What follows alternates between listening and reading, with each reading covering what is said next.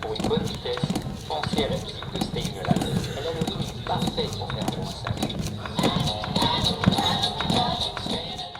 Apprendre à sauver une vie grâce à la réalité virtuelle. À Grenoble et en France, les chances de survie en cas d'arrêt cardiaque sont de 5% contre 40% dans les pays nordiques. Des chiffres alarmants et uniquement dus au nombre de personnes formées aux gestes de premier secours. Elles sont 20% en France, 80% dans des pays comme l'Allemagne, la Norvège, le Danemark ou l'Autriche. Pour y remédier, la société d'un seul geste intervient dans les entreprises demandeuses avec une formation rapide et immersive.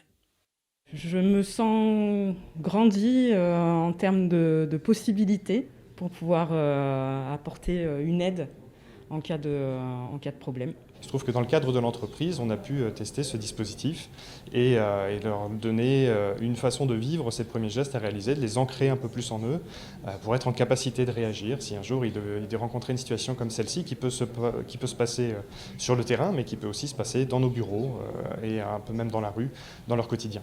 La réalité virtuelle permet un cas pratique réaliste et donc une meilleure mémorisation des gestes. C'est une autre zone du cerveau qui va mémoriser par rapport aux formations traditionnelles. C'est la zone des émotions et l'ancrage mémoriel est beaucoup plus durable.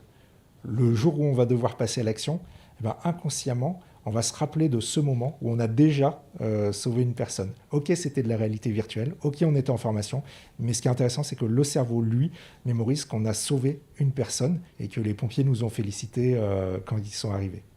Une formation expérimentée par le député Jean-Charles Collaroy, créateur et rapporteur de la loi sur les gestes qui sauvent et le statut de citoyen sauveteur. Ce statut, il protège les citoyens qui portent secours. Eh bien, si jamais il leur arrive un accident ou si jamais ils font mal les gestes, ils sont protégés, ils deviennent des collaborateurs occasionnels du service public. C'est très important de faire savoir à l'ensemble de la population que sauver des vies, c'est simple, que faire les gestes de premier secours, on n'encourt aucun risque à les faire. Il vaut mieux mal faire que de ne rien faire. Chaque jour dans une entreprise, grâce à cette formation d'1 heure, d'un seul geste peut former 15 à 30 personnes.